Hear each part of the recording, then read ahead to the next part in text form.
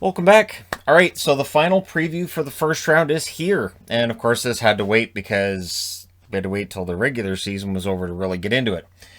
Uh, all indications would seem to be that Edmonton should win this series. It does change in the playoffs, though, right? So the playoffs are a different beast than the regular season. We've already seen that in the games that have taken place to the point where I'm recording this, where everything's close. It all comes down to sometimes it's the goaltending that makes the big difference. Sometimes it's the amount of hitting that makes a big difference. And there's a lot of reasons to look at this series and say it might be closer than it would appear on paper. So let's go through the season series and when it all falls apart for Winnipeg.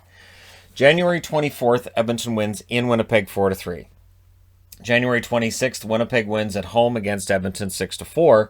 Then they go to Edmonton February 15th and they win 6-5. That's the last time that they beat the Edmonton Oilers. February 17th, Edmonton wins at home 3-2. March 18th, Edmonton wins at home 2-1. March 20th, Edmonton wins at home 4-2. April 17th, they went to Winnipeg. They played them 3 times towards the end of April. The 17th, they won 3-0. The 26th, they won 6-1. The 28th, they won 3-1. Generally, the games have had low scores, other than that 6-1, when Edmonton has won. Winnipeg, if it's a wide open 6-4, 6-5, that seemed to favor Winnipeg. However, the last 6 games in a row have been won by the Edmonton Oilers. And of course, I'm wearing Oilers because I'm taking them to win this series. That being said, it should be close. And, one thing I thought about yesterday is, Shannon, the jerseys you're wearing for some of these previews may very well be teams that you'd rather actually end up losing in the first round. I'm not saying which ones, but there are a few that have been like, what? Maybe it's that if I cheer for a team, I'm just assuming they're going to lose thing that has been accurate in the past. It used to be that back before I had a channel, I would just post on Facebook, hey, if you want to make money in Vegas, just bet on these teams winning in the first round because they're the ones I don't want to see win in the first round. And it was shocking how often the teams I didn't want to see win won. That goes with being a Canuck fan, though. So we'll look at the Edmonton side of things first. Draisaitl, McDavid, that's quite the two-headed beast. Whether they're on the same line, whether Draisaitl's on the second line, what they do for the power play is just fantastic. McDavid, 56 games, 33 goals, 72 assists, 105 points. You can't really say anything more than that. That just says everything all in and of itself. Draisaitl, 56 games, 31 goals, 53 assists, 84 points. So Draisaitl's right up there too. But yeah, McDavid's making everybody look kind of pedestrian by comparison right now. And the debate over who the best player is in the league, it doesn't seem to be as much. It doesn't seem that it is much of a debate this year. That it's just McDavid's league, right? And Tyson Barrie, who made a pretty safe bet that his numbers would go up by going to Edmonton on a 1-year deal. 56 games, 8 goals, 40 assists, 48 assists later. And yeah, he can make 2 choices this summer. He has a decision to make. Make the most money you possibly can based on your numbers, or re-sign in Edmonton for what may be a little bit less than you might make somewhere else, and keep doing this with Edmonton. And I'm willing to go out on a limb and say Tyson Barrie may very well look at these numbers and say, I love being in Edmonton, and he may sign, he may stick around. So we'll see what happens there. Now, on the Jets side, their top 3 scorers, Scheifele, 56 games, 21 goals, 42 assists, 63 points. The most reliable scorer, if you're looking at just point a game, is Mark Scheifele. He is absolutely, you can set your watch by him, he will get you a point a game. He is not as explosive as a Connor McDavid, and I don't think I'm going out on a limb and saying that, but he's just so reliable. You know how many points you're going to get out of him. Kyle Connor, 56 games, 26 goals, 24 assists, 50 points. Got off to a fantastic start. Had a bit of a dry patch there, but over the last few games, he started scoring again. They need him to score. They're going to need as many of these guys to get it going as possible. And Nick Ehlers, 47 games, 21 goals, 25 assists, 46 points. I cannot overstate how important it is to the Winnipeg Jets that Nick Ehlers be in the lineup and productive. Edmonton with McDavid and Draisaitl alone, you can count on, what, 2 points a game? At least 2 points a game in all likelihood from that line. You're going to need to get as much scoring as possible if you're the Jets. You're going to need to be able to roll 4 lines. You're going to need to be able to shut down McDavid and Draisaitl as much as possible. I found it remarkable how often McDavid would get 2 points in a game, and I'd go, I played all right. And I think about it and I go, yeah, he got 2 points. He did okay. So for the Jets, that's their challenge. Goals scored and goals allowed. Goals for and allowed for Edmonton, 183 goals for, 154 goals against. Their power play, 27.6%. Penalty kill, 82.5%. Their special teams add up to 110.1. That overall is just absolutely excellent. On the Jets side, 170 goals scored, 152 goals allowed, 23% on the power play, 80.5% on the penalty kill. Their special teams numbers, pretty good. Edmonton's are elite. And again, this points to a series that could be decided by special teams. The penalty kill again for the Jets, not bad. The power play for the Jets, pretty good. We'll see how things go there.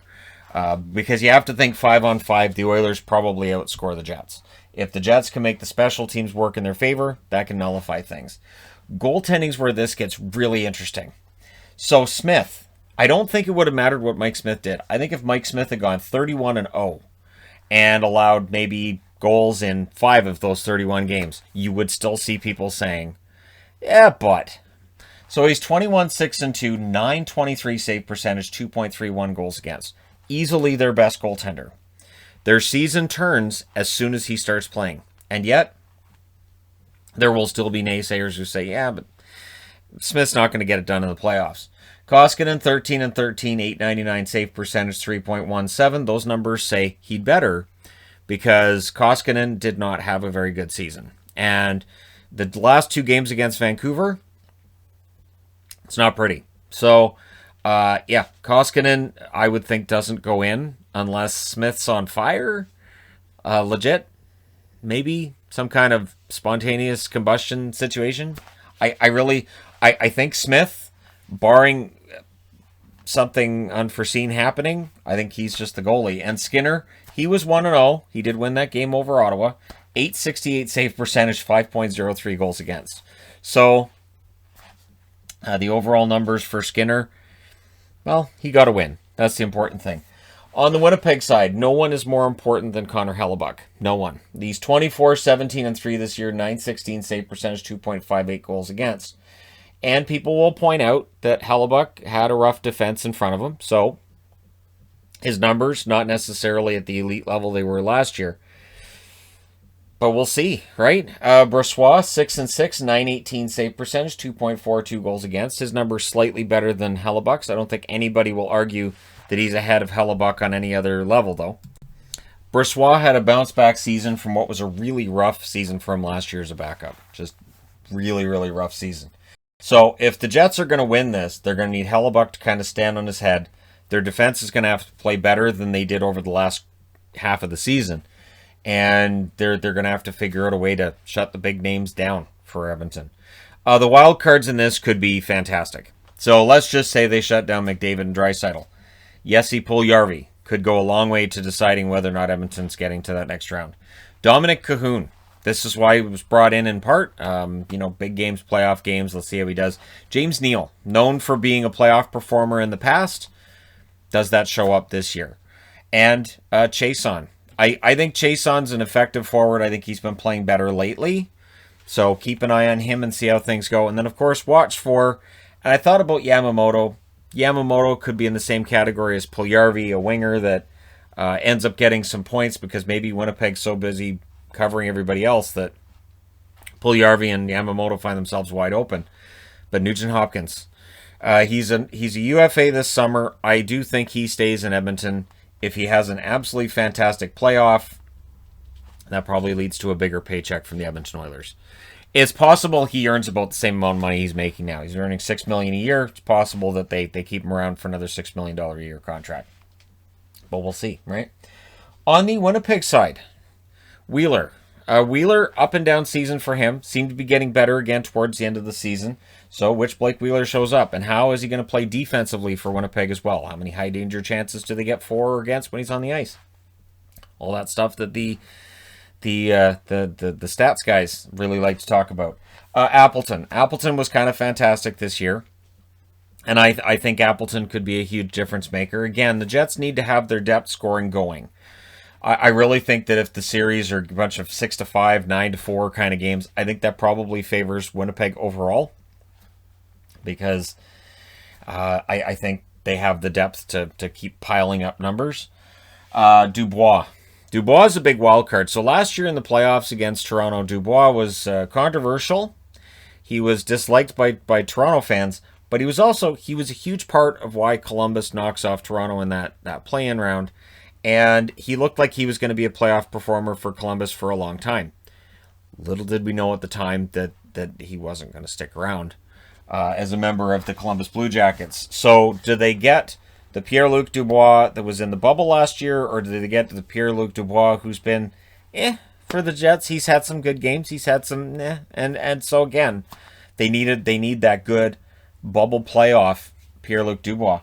And Stastny. Stastny is just past 1,000 games. They need him to play his absolute best hockey in the playoffs. And watch for Andrew Kopp. One of my favorite members of the Jets, and I have a lot of favorite members of the Jets. But Kopp has been their hardest worker for a long time, and now it's showing up on the score sheet as well. And he can score in bunches. So we'll see if he's able to do that against Edmonton. Of course, what's interesting is, and this is the last preview I'm doing, but it's interesting to me how many teams that are in the playoffs this year lost to teams last year in the play-in round or in round one to teams that aren't even in the playoffs this year. It's bizarre. So, of course, the Oilers last year lost to Chicago in the play-in round. The Jets lost to Calgary in the play-in round. Both of these teams are going to be looking to show, hey, what happened last year in the playoff round? Don't pay attention to that. This is the real us. So, I understand there's a lot of people picking the Oilers right now. I'm also picking the Oilers because I think it's kind of an easy on the surface pick to make.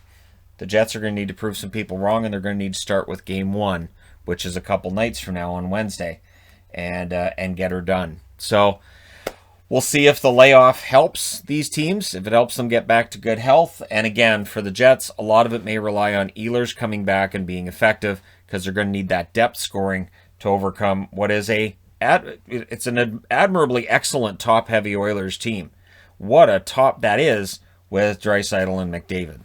So, shutting them down, not as easy as it sounds. Because you're like, it's just two guys out of a whole roster. Yep. And they play like there's like four of each of them. All right. Let me know your thoughts in the comment section below. As always, let me know your winner. And, this should be a very, very fun series to watch.